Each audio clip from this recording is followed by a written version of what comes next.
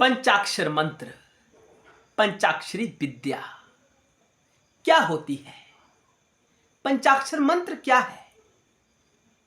इसका जाप क्यों करना चाहिए? इस मंत्र को कहने वाला कौन है? इस मंत्र के द्वारा किसको कहा जाता है, यानी किसकी आराधना की जाती है? ये विषय बड़े महत्वपूर्ण है और ऐसी ही जिज्ञासा हमारे दर्शक ने हमसे की है कमेंट सेक्शन के माध्यम से। तो हमने सोचा कुछ वीडियोस का निर्माण किया जाए जिन वीडियोस में पंचाक्षर मंत्र की महिमा का बखान ही किया जाए। हम ऐसा कहने में समर्थ नहीं है, पंचाक्षर मंत्र का बखान हम नहीं कर सकते, हमारी सामर्थ्य नहीं है, हम तुच्छ जीव हैं, लेकिन हम प्रयास करेंगे। वैसे पंचाक्षरी मंत्र का जो बखान है वो सभी पुराणों में किया गया है। 18 पुराण है, सभी में इसका व्याख्यान किया गया है, लेकिन इस श्रृंखला में हम इसके लिए लिंग महापुराण का सहारा लेंगे। उसके आधार पर बताएंगे कि पंचाक्षर मंत्र क्या है, इसकी महत्वपूर्णता कितनी है, आपको समझाने का प्रयास करेंगे। वीडियो अंत तक अवश्य देखना। चैनल पर नए आए हैं तो हमेशा के लिए जुड़ जाइए। लिंग महापुराण 25वां अध्याय श्लोक से आरंभ करते हैं। सर्वव्रतेषु संपूज्य देवदेव मुमापतिम जपेत पंचाक्षरीं विद्याम विधिनैव द्विजोत्तमः।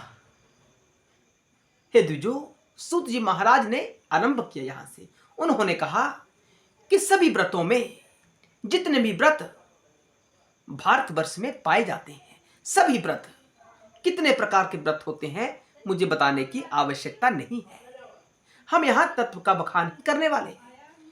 अनंत विभिन्न प्रकार के व्रत हमारे सनातन मान्यता में पाए जाते हैं। उन समस्त व्रतों में देवदेव उमापति की पूजा कर विधि विधान से प्रत्येक जीव को पंचाक्षरी विद्या का जाप करना चाहिए, पंचाक्षरी मंत्र का जाप करना चाहिए।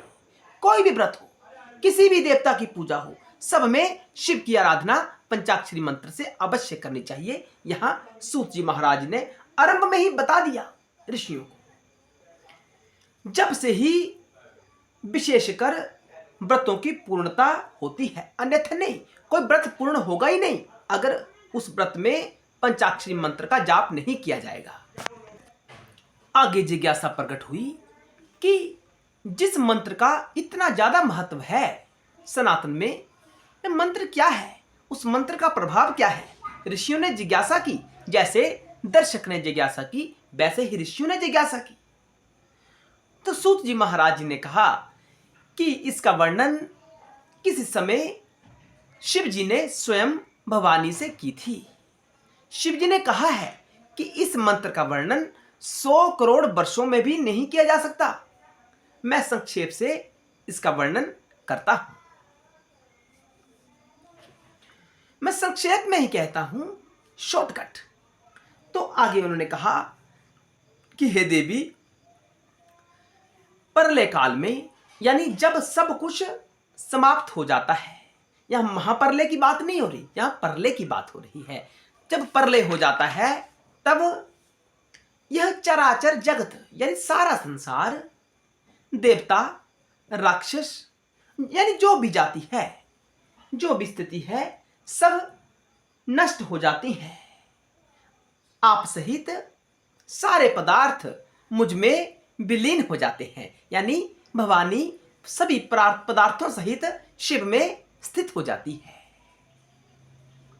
उस समय कोई नहीं बचता, उस समय केवल और केवल शिव शेष बचता है। यानी शंकर जी ने कहा, मैं ही शेष बचता हूं, दूसरा कोई शेष नहीं बचता, मेरे अतिरिक्त कोई बचता ही नहीं है जब प्रलय हो जाती है। तो आगे कहा गया कि सारे वेद शास्त्र मुझ में यानी मेरे पंचाक्षर मंत्र में स्थित हो जाते हैं। सारे मंत्र कहां स्थित हो जाते हैं? पंचाक्षर मंत्र में। इतना महत्वपूर्ण है पंचाक्षर मंत्र, मूल मंत्र है। इसी मंत्र से अन्य मंत्रों की अभिव्यक्ति होती है। पहला मंत्र, विश्व का पहला मंत्र, 7 करोड़ मंत्र हैं, कुछ उप मंत्र भी हैं। उनमें सबसे जो मूल मंत्र है, जो सबका मूल है, वह मंत्र पंचाक्षर मंत्र है। तब उन्होंने कहा कि उस समय मैं ही यानी शिव ही प्रकृति और आत्मा के भेद से 2 रूपों में रहता है। कौन? शिव। शिव के कितने रूप हो जाते हैं प्रलय के बाद? 2 रूप। आत्मा और प्रकृति है शिव ही, लेकिन 2 रूपों में विभक्त हो जाता है। और वे भगवान नारायण यानी विष्णु, श्री हरि विष्णु मायामय अपने माया का शरीर धारण कर जल के मध्य में स्थित रहते हैं। जब प्रलय के बाद पुनः सृष्टि का निर्माण होना होता है तब नारायण रहते हैं। जब महाप्रलय होती है तो कोई भी नहीं रहता, लेकिन जब प्रलय होती है तो नारायण देव जल में स्थित रहते हैं प्रलय के बाद। और उन्हीं नारायण के नाभि कमल से ब्रह्मदेव प्रकट होते हैं। ब्रह्मा का कार्य क्या है? सृष्टि का निर्माण करना। ब्रह्मा निर्माण कार्य आरंभ करते हैं। ब्रह्मा के पास इतनी शक्ति नहीं होती है कि वह पूर्ण शक्तिशाली पुत्रों को उत्पन्न कर सके यानी सृष्टि का निर्माण कर सके। तो आरंभ में वह 10 पुत्रों को जन्म देते हैं जो पूर्णतः शक्तिशाली नहीं होते हैं।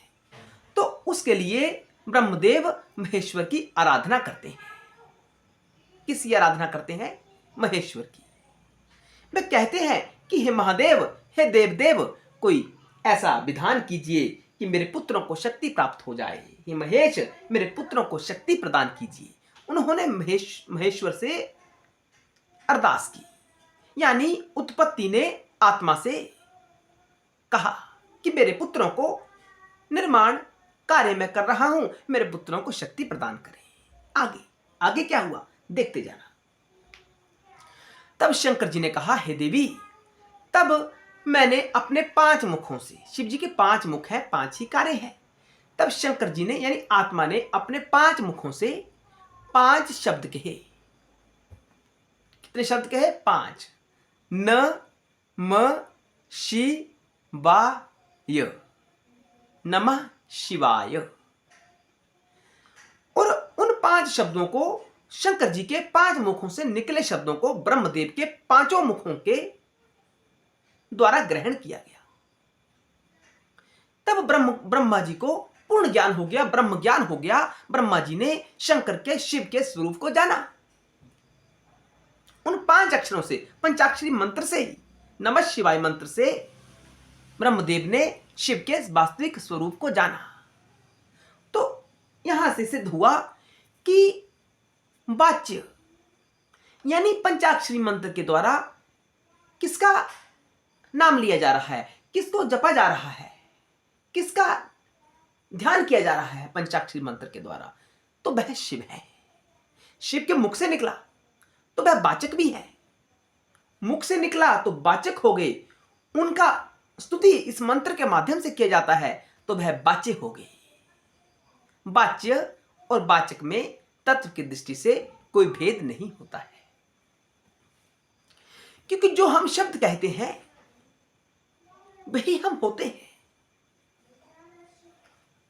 अगर हमारा पूर्ण भाव प्रकट हो जाए तो जो हमारे शब्द होते हैं वही हम होते हैं, कोई भेद नहीं होता।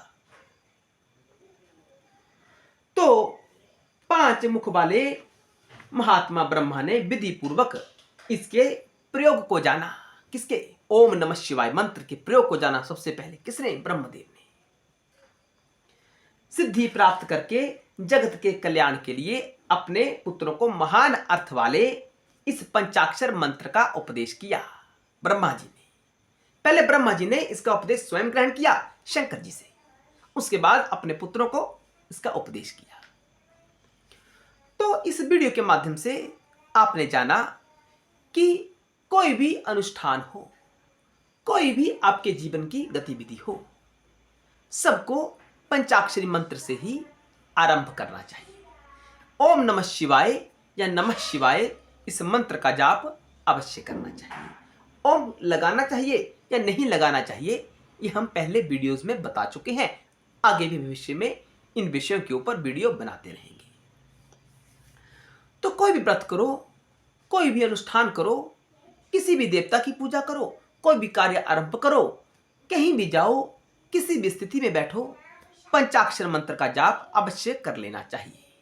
इस मंत्र का जाप बिना विधि विधान के भी किया जा सकता है और विधान के भी किया जा सकता है। विधान का फल थोड़ा ज्यादा होता है, इसके विपरीत स्थिति भी रहती है।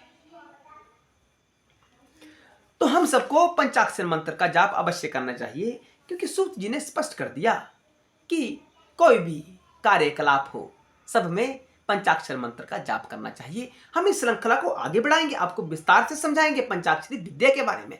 अभी तो उसका महत्व ही चल रहा है कि पंचाक्षर मंत्र पहले कहाँ प्रकट हुआ, किसके मुख से प्रकट हुआ, इसके वाचक कौन है, इसके वाच्य कौन है, सर्वप्रथम किसने ग्रहण किया, आगे उपदेश किसको किया। इस वीडियो के माध्यम से आप सबने जाना। आशा है आपको वीडियो पसंद आया होगा। हर हर महादेव, जय भोलेनाथ, जय शिव शंकर।